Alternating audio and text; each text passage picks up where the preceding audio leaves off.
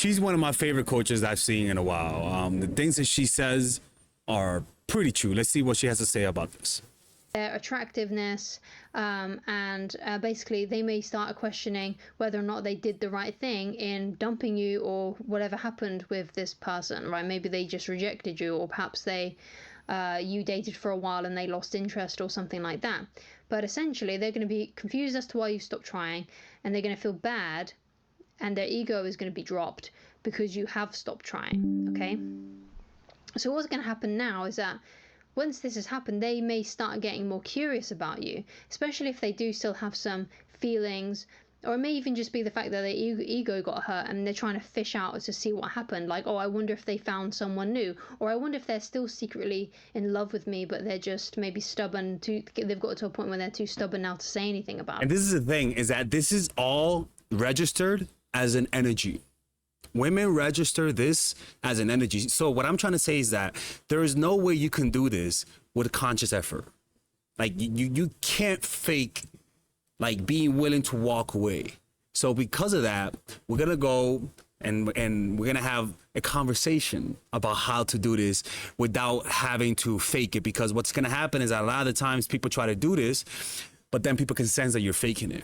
And so they start to call your bluff, and eventually you actually show that you were bluffing, and they lose even more respect. Let's talk about this. The most common complaints that I get from clients is, what happens when you finally had enough?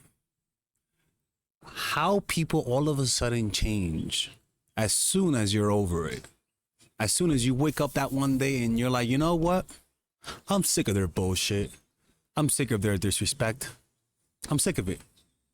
You start getting ready to leave, and they sense the energy shift. And all of a sudden, they start behaving exactly how you wanted them to. It's a frustrating thing because it's a common thing you see across all cultures. I remember when I was moving out of my mom's house, we were fighting a lot, and she was fighting with me, man. I smoke weed, but you know. Anyways, so she didn't know I had a YouTube channel, actually. She didn't know that. All she saw was a dude being in bed all day, when in reality I was working on my YouTube channel. And the last day came and I was ready to leave. She didn't know that.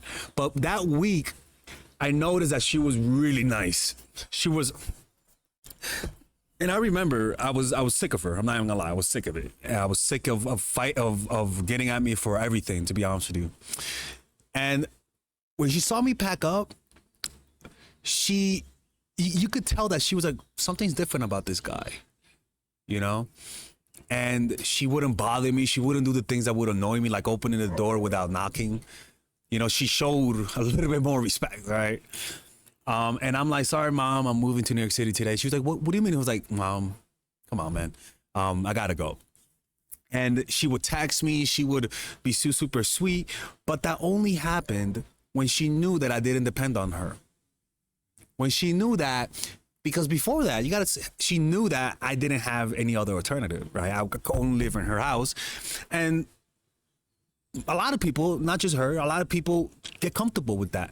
And they feel like they could push a button because they know that, you know, you depend on them, right? She's not a bad person, by the way. Like everyone is, I'm flawed, she's flawed. You know what I'm saying? I don't say that as a mean thing. But what I really think happens is it's in your nonverbal cues. When you are tired of people's bullshit, it's like if people know like when they're about to get fired, right? When they're about to get fired, you could sense that the boss doesn't talk to you that much. If he does, there's a certain coldness. But that coldness creates a sense of panic inside your mind. And it causes you to be more pleasing, to be more nice, to be more submissive, to do things more, and to do it on time, right? It's almost like when, like the Dickens, where when he knew he was dead, he said, please, I'll make sure to do it. I'll make sure to be a good person. But you only start to realize what you have to do or how to treat the person when you can sense that they're pulling away. And that's really what you have to do, is that sometimes we got to maintain our relationships. It's because naturally it's going to atrophy into disrespect. A lot of the times people get comfortable, People get comfortable. It's like life. If you don't remember that you're going to die one day, you're going to take your life for granted. That's just a fact. And we get way too comfortable with that reality. And so you have to, as an exercise that I do, and we teach this in my course, Emotional Mastery, is see death everywhere. You know, see that one day you're going to die. When you see an older person, imagine them being young. When you see a younger person, imagine them being old. Allow death to be a continual presence in your life to sober you up. And so it's the same thing with this, right? Where you gotta, some people are more ungrateful than other people, and you have to remind them that this is not forever. Naturally, humans are afraid of death, and so we unconsciously try to convince ourselves that we're not gonna die. And one of the ways that we try to convince ourselves is through the illusion that me and you are going to be here forever. Me and you, we're going to love each other forever. Or my love is unconditional. My love is forever. These are all abstract ways, not abstract, but all ephemeral ways of avoiding death, avoiding that things end. And naturally, what that happens is that you stop appreciating what's in front of you. You start taking them for granted. But then, most importantly, they start feeling neglected. Letting them sense that you have different sides to your personality, knowing that if you cross my boundary, I could get really messy, I could get really petty with you, knowing that if you cheat on me, I will leave you, knowing that if you hit me or call me names, I will leave you, knowing that, hey, I like you and I want you. But there's a certain way of talking and dealing with me that I will not tolerate. Like there's a certain way of talking to me, and if you can't give me that, or treating me, if you can't give me that, I'm gonna leave. We're also afraid of showing that. Not that we're afraid, but we forget to show that because we just get so raptured in love. We get so we want to make them so happy. We feel so anxious at finally finding somebody that likes us, that we are afraid of losing them. You got to treat them carelessly, meaning stop being so careful. Stop trying to send the right text. Stop trying to sit the right way. Just be yourself. Be, as long as you have the capacity and willingness to walk away, everything falls into place. Your nonverbal cues will be correct. The way you move and walk will be correct. The text messages you send will be correct. If you continually just keep your hand on your sword and shield, never putting it down, not even for a friend, if you continually keep that in your mind, you don't have to watch my videos. You will do exactly what you have to do. There's a certain intelligence that we access whenever we are in different states of mind. When we feel needy and creepy, there's a certain way of acting that's unconscious. And when we have access to a certain level of stupidity that we wouldn't have otherwise. And you can't help yourself, actually. You have no control over that part. But whenever you have self-control, there's a certain level of intelligence that you actually have access to, where you're not consciously aware that you're doing everything correctly. It's like doing math equations correctly without even thinking about it. Right? You do that by getting in the right state of mind. And all of a sudden, everything you do is correct. When you feel happy, you talk to people like this. Hey, how are you? Nice to meet you, man.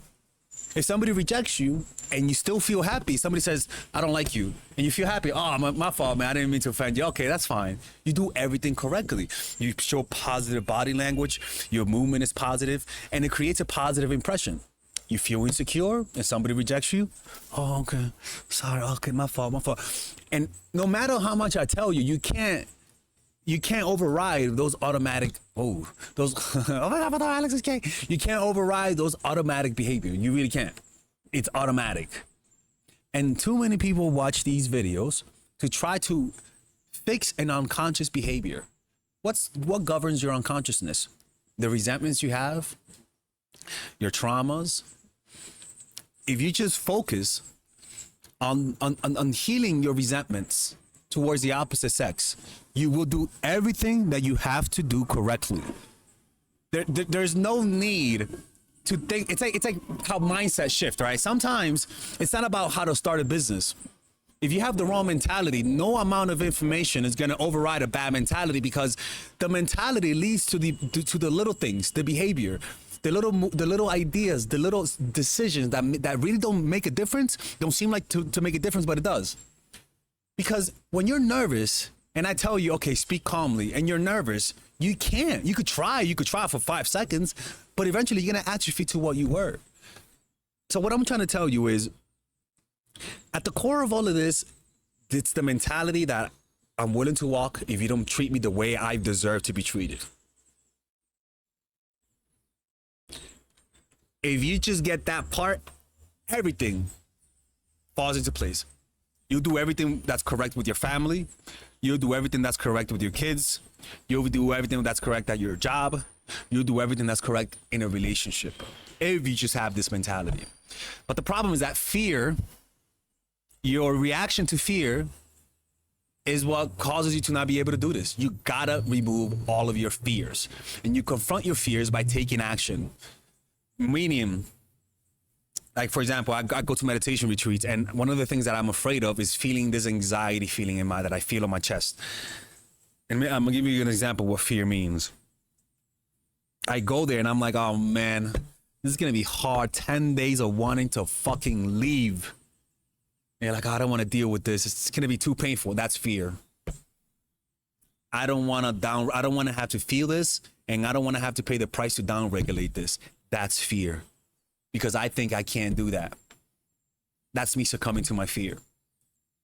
Overcoming my fears doesn't mean not feeling my fear. Overcoming my fears mean, oh, fuck, 10 days. Okay, let's do it. And I'm sitting there and I'm like, fuck, the anxiety is there. Let me keep meditating. It goes down and then it comes up again. It goes down and then it comes up again. That fear, all of a sudden, is confronted. It doesn't go away. It goes away, but it diminishes. Good job. Now you're battle tested. The next time this happens, you already have a frame of reference. Somebody pulls away. You're left with a feeling of anxiety. Now you have 2 choices. Relieve the anxiety by getting the validation, or sit your goofy butt down and observe that feeling. That's how you overcome it. Now you're confronting your fears. Now you're allowing yourself to feel the fear, the panic that you don't want to feel because it doesn't feel good. Now you're sitting there and observing it, making eye contact, not blinking, looking at it eyeball to eyeball like a creepazoid. And over time, those things diminish. But then something beautiful happens. You're not aware of this. Your behavior is changing. Your partner, she could tell, like, if I'm with a girl, she could tell. She's like, he's not following after me? The fuck? He's not angry? So this usually angers him. Interesting. All of those things are things that you can never consciously do correctly. It only happens as a cascading effect of of changing your mind. Does that make sense? Anyways, let me know what you guys think about this. In fact, if you guys want to learn more about this, I always recommend check out my course, Emotional Mastery. I'm going to give you guys an ad right after this video. It'll talk about it. Anyways, take care. What guys don't understand is that actually practicing meditation literally makes you more attractive to women, because it actually prunes out all of the needy, creepy habits that we develop from rejection or from expecting rejection from women. And meditation, I mean, even the Buddha, like if you read stories of the Buddha, a lot of women wanted to sleep with the Buddha.